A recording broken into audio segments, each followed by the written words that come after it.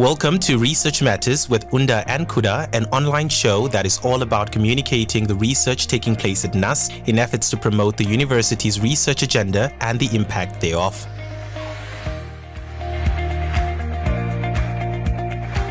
It is exactly 11:15, and that means it's time for Research Matters right here on NUST FM with Unda and Kuda. But unfortunately, this week we don't have Kuda in studio, but I'm rather joined in studio by Joshua Hamuniela, who will be standing in for Kuda and just making sure that we've covered it on the research aspect of things. Now, this morning on our Research Matters and Innovation, we have a new guest in studio, and I'd like to introduce you to Mr. Edward Nepolo, who is the head of Computer Science right here at the Department of Computer Science at the Namibia University of Science and Technology. Good morning and welcome to NUST FM.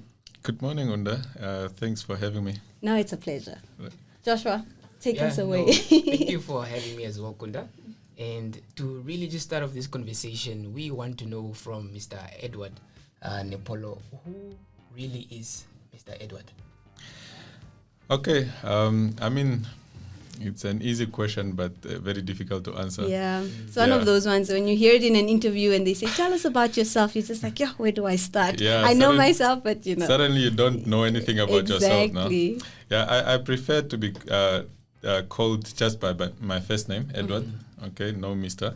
You can call me Eddie. Okay. So I was born in a small village 30 kilometers outside of Oshakati. It's called Oshkuku.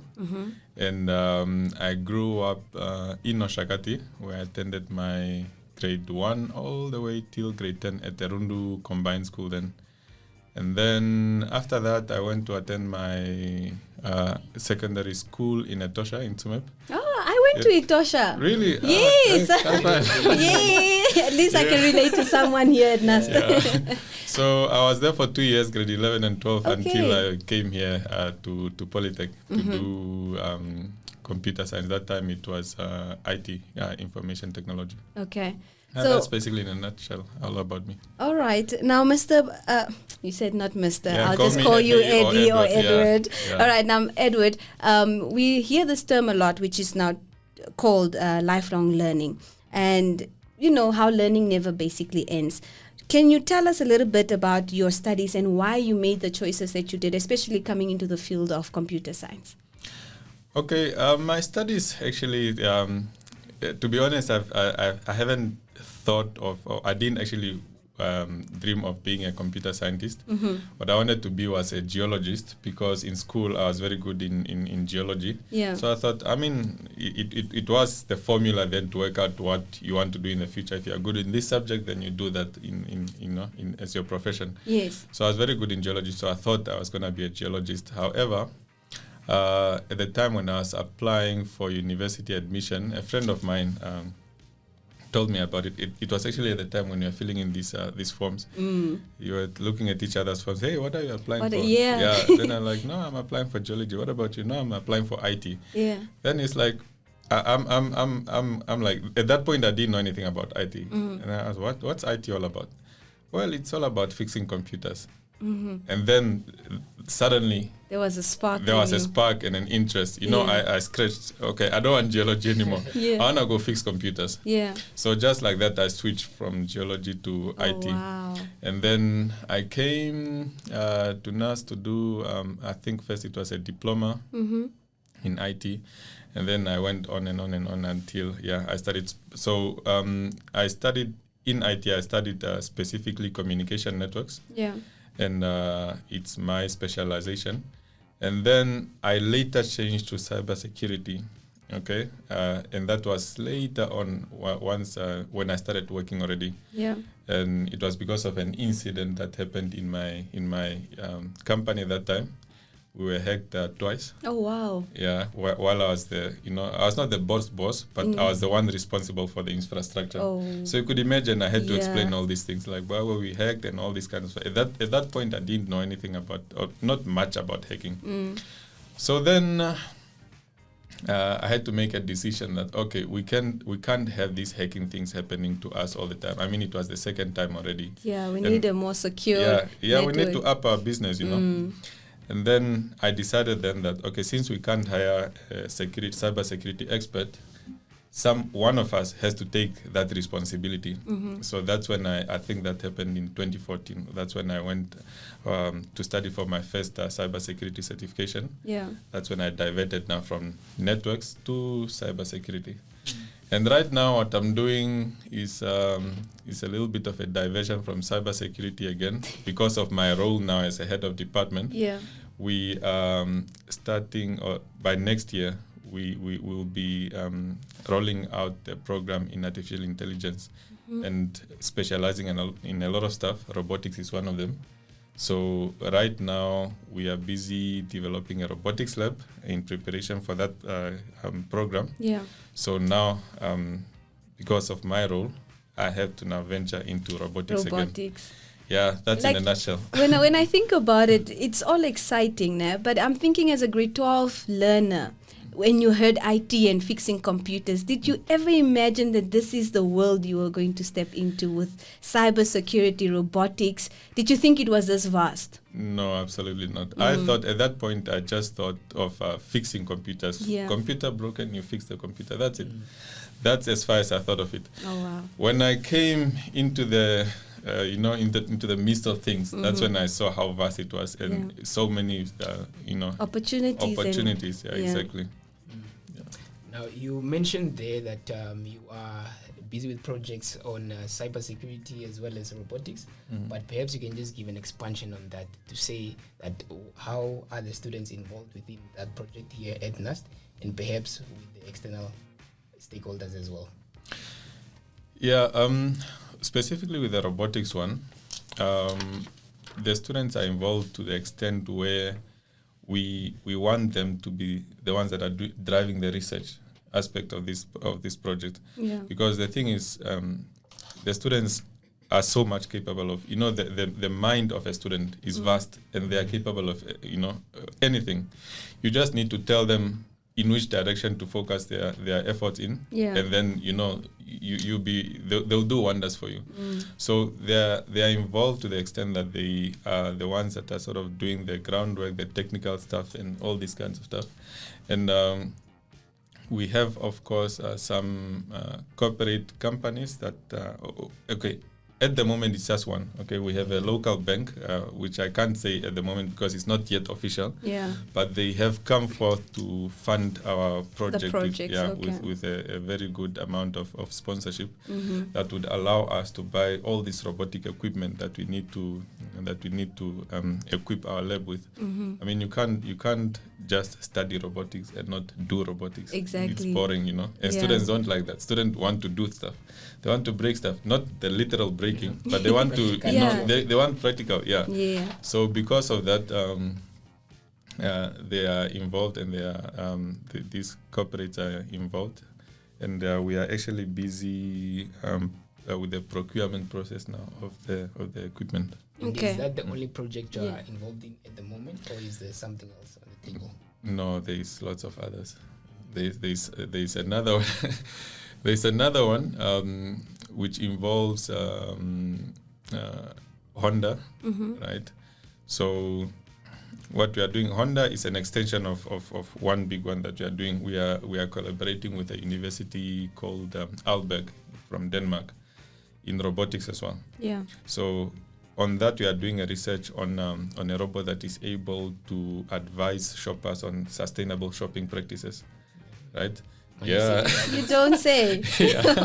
Okay. No, in different areas where maybe it may be health or maybe local brand promotion. Like the robot should brilliant. The robot should be able to tell you that, okay, you know what, you bought these chocolates 5 consecutive times previously. Maybe try something healthier, or maybe there's something cheaper in a different shop, or rather go for Team Namibia products. They're much cheaper. That kind of stuff. Yeah, so that one we've been busy with that university since last year.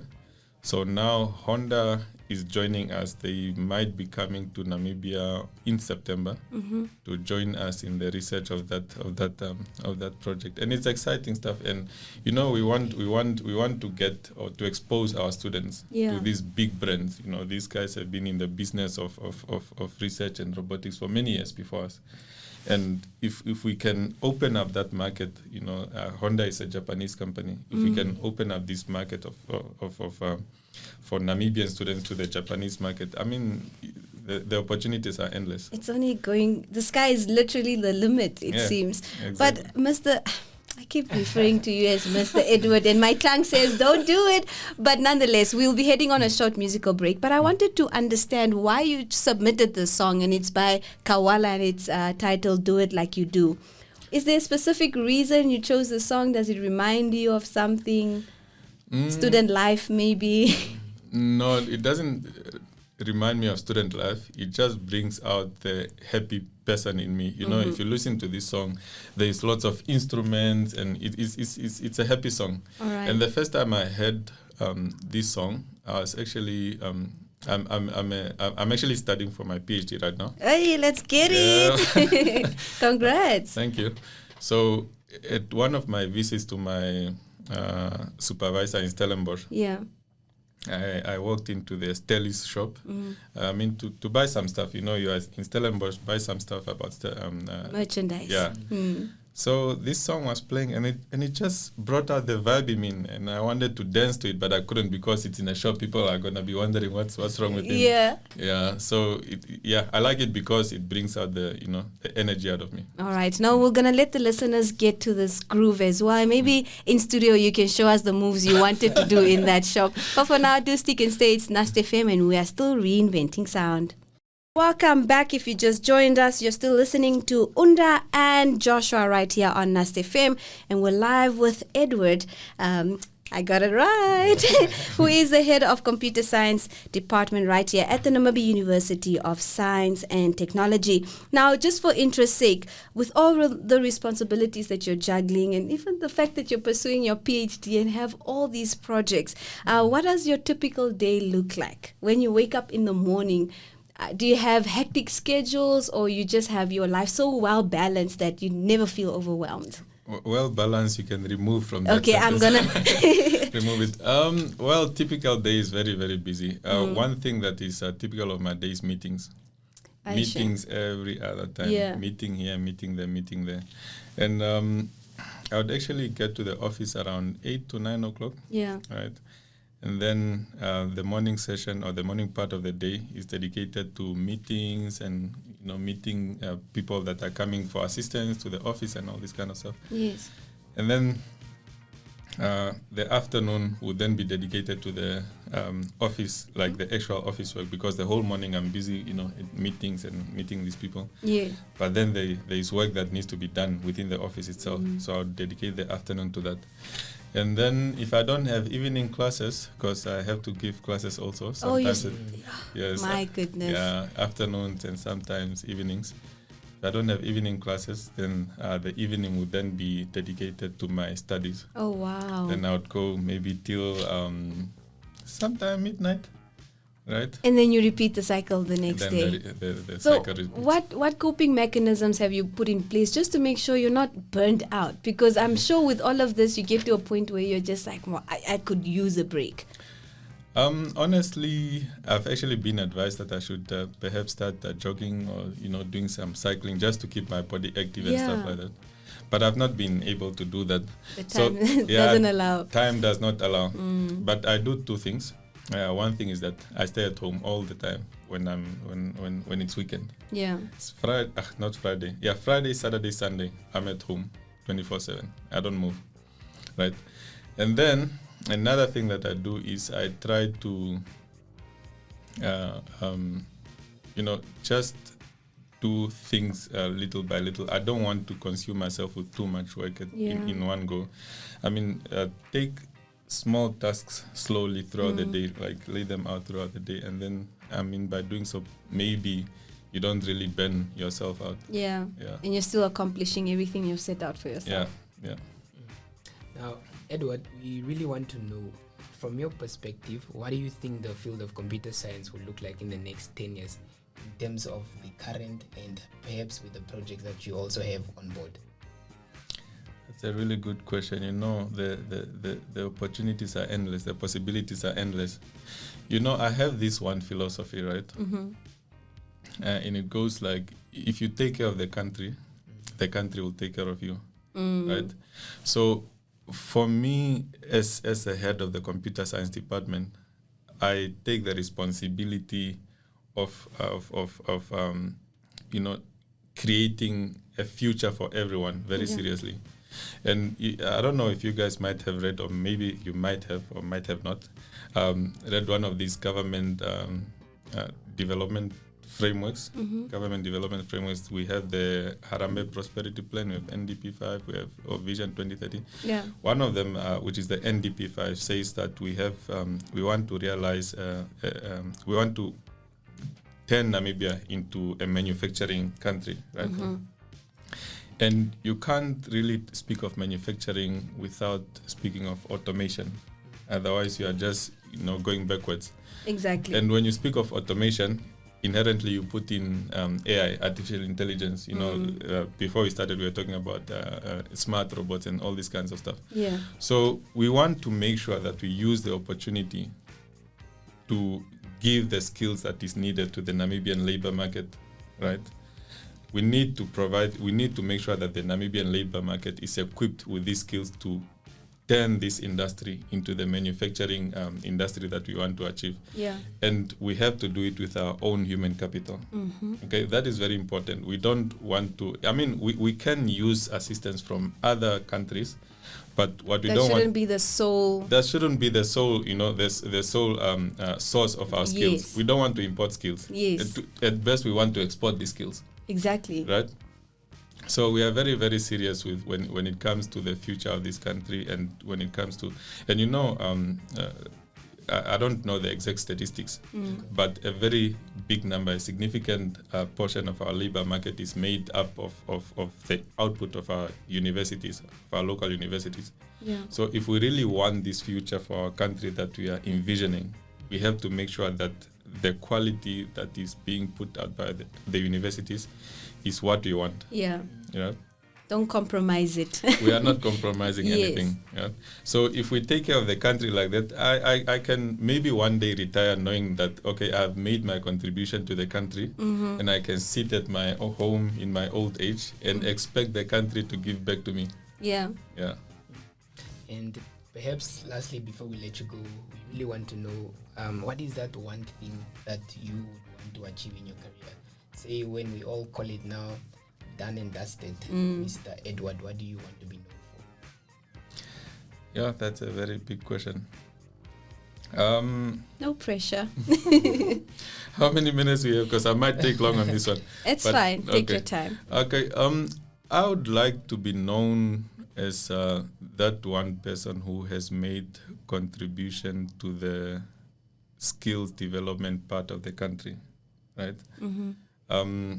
I have had the passion of training people, right, since my previous job. Yeah. And I was just given this opportunity now at the university to train people in a broader spectrum. Right? I believe that at some point we have to look beyond ourselves. We have to diversify or to broaden the dimensions of our perspective, to say that it's not about me anymore. It's about the next person also. What can you do for that next person? Exactly. So I want to be known as that person who was able to impact small lives, Yeah. To slowly transform the country into the country that we'd like to see for everyone. It's for collective economic prosperity, if you'd like to put it. Everyone needs to benefit from our efforts. All right. Now, have you given yourself a time frame, like by this stage, if I haven't done this, I haven't done anything? Like I would like to retire at 45, and if I haven't achieved, it's not too soon. I want to live life after that. I think, okay, maybe side note. I feel like our parents have worked so hard for so long, and then when it's actually time to reap the fruits of their labor, they're too old to do that. So that's my goal lately. So, what's your... I think mine slightly aligns with yours because I don't want to work into my old age. Yeah. No, man, please, no. I don't want to find myself in my maybe 70s and I'm still running to a meeting somewhere, running to an office, No. I want at that age, when I'm in my 60s, I want to go to my farm if I do have a farm by the time. And then look at my cattle and just enjoy the remainder of my life. Yeah. Right. All right. But thank you so much, Edward, for coming into studio today, giving us some insight in terms of the world of IT and how vast it really can be. I think from a student perspective, I didn't think it was this big. And I'm sure as a grade 12 learner or 11 looking towards the prospects of getting into the world of IT with robotics and cybersecurity, this is definitely those insightful sessions that will help spark, a little more inquisitiveness to say, what can I apply for and what am I possibly looking into getting into. But again, thank you so much for making the time to be here. Joshua, thank you for standing in for Kuda right here, Research Matters. And of course, you can catch all the details on our next episode of Research Matters with Unda and Kuda by following the Innovation and Partnership at NUST pages, that is on Facebook and LinkedIn. And you can also check us out on the NUST FM Facebook and Instagram pages. The podcasts are available, so in case you missed any episode, you can go back on that NUST YouTube page and catch up on all our Research Matters interviews. But of course, I'm leaving you with the sounds of Nelly Furtado, and this is another request by Mr. Eddie, and maybe the song says it for itself. Beautiful song choice. Yes, but I hope it gets you on your feet on this Tuesday afternoon. But until next time, it is love the life you live, and we'll see you on the flip side.